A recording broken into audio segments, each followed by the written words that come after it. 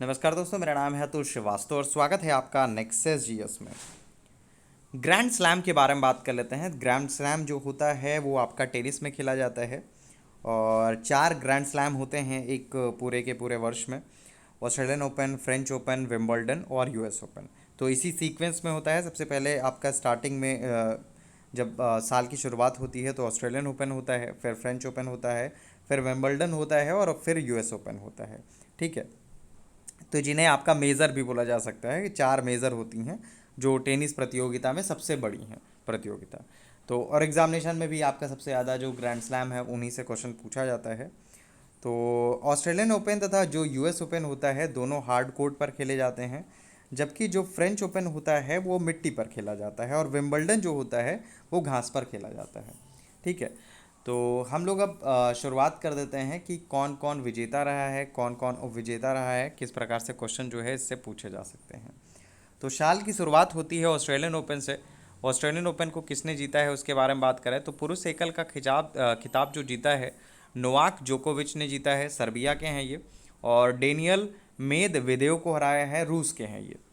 महिला एकल के बारे में बात करें तो नाओमी ओसाका ने जीता है, जापान की हैं ये।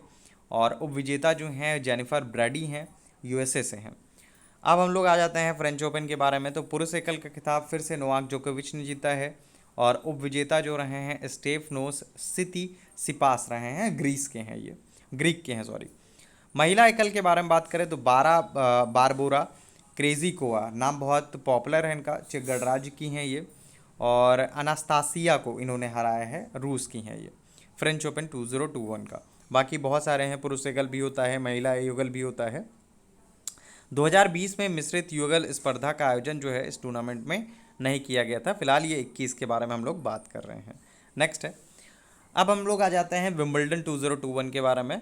तो पुरुष एकल का खिताब फिर से नोवाक जोकोविच ने जीता है, सर्बिया के हैं।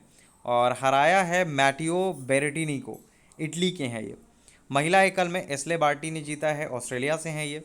और हराया है कैरोलिना प्लिस्कोवा को, चेक गणराज्य की हैं। तो कुल मिलाकर 3 प्रतियोगिताएं आपकी हुई, विंबलडन, ऑस्ट्रेलियन ओपन और फ्रेंच ओपन। ठीक है। अब हम लोग आ जाते हैं यूएस ओपन के बारे में। तो यूएस ओपन में इस बार आपका थोड़ा सा बदलाव हुआ है। पहली बार 19 साल की एक फीमेल हैं, ब्रिटेन की एम्मा रादुकानु, इन्होंने यूएस ओपन महिला फाइनल में कनाडा की 19 वर्षीय लेला फर्नांडिस को हराकर ग्रैंड स्लैम खिताब पर कब्जा करने वाली पहली क्वालिफायर बनी है। मतलब कब्जा इन्होंने किया है। जीता कौन है, इनका नाम क्या है, एम्मा राडुकानु। ठीक है। ब्रिटेन की हैं ये। और हराया किसको है, लेला फर्नांडिस को। ये दोनों ही नाम इंपॉर्टेंट हैं क्योंकि ये आपका कल ही डिक्लेयर हुआ है यूएस ओपन। नेक्स्ट है, अब बदलाव हुआ है जो पूरे साल आप पढ़ते चले आ रहे हैं, Australian open, French open, Wimbledon, तीनों में आपका अगर मेन सिंगल आपने पढ़ा है तो नोवाक जोकोविच का नाम पढ़ा है। इस बार नोवाक जोकोविच हारे हैं और हारे किससे हैं, डेनियल मेदवेदेव से। इनका नाम शायद आपको याद होगा क्योंकि ऑस्ट्रेलियन ओपन 2021 में ये उप विजेता रहे थे।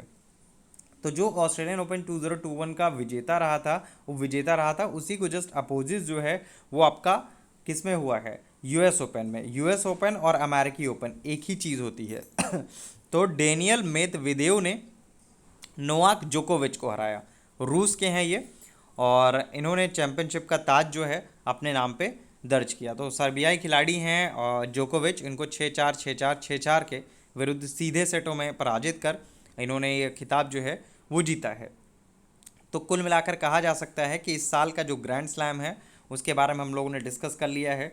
और उम्मीद है कि इस ग्रैंड स्लैम से 4 ग्रैंड स्लैम होते हैं, उनमें से एक क्वेश्चन ज़रूर पूछ लिया जाता है आपके हर एक एग्जामिनेशन में। तो ये बहुत ही इंपॉर्टेंट आपका वीडियो है। इसके अलावा नेक्सस जीएस की तरफ से लगातार बैच रनिंग है। यूपी पीसीएस प्रीलिम्स के लिए बैच रनिंग है। ऑलमोस्ट आपका 40 डेज़ बचे हुए हैं और इन 40 दिनों में आपको कैसे क्या करना है, ये सारी की सारी चीज़ें आपको क्लास में बताई जाएंगी। उसका जो बोल सकते हैं बैच का जो डिस्क्रिप्शन होगा, इसी वीडियो के डिस्क्रिप्शन बॉक्स में आपका मिल जाएगा। कैसे बैच आपको ज्वाइन करना है उसकी पूरी डिटेल्स आपको इसी डिस्क्रिप्शन बॉक्स में मिल जाएगी। ठीक है। इसके अलावा समीक्षा अधिकारी जिसका पेपर है 5 दिसंबर 2021 को, तो उसके लिए आपका बैच रनिंग है, वो बैच आप ज्वाइन कर सकते हैं। उसका भी जो डिस्क्रिप्शन में आपको बैच के बारे में डिटेल्स मिल जाएगी। इसके अलावा RO हाई कोर्ट के लिए आपका एक बैच रनिंग है, उसके लिए भी जो डिटेल्स है वो आपका इसी वीडियो के डिस्क्रिप्शन बॉक्स में आपको मिल जाएगा। तो कुल मिलाकर कहा जा सकता है कि इन 40 दिनों में आपको वही चीज़ें पढ़नी है जो परीक्षा उपयोगी हो, उतना ही याद करना है जो परीक्षा के दृष्टिकोण से महत्वपूर्ण हो।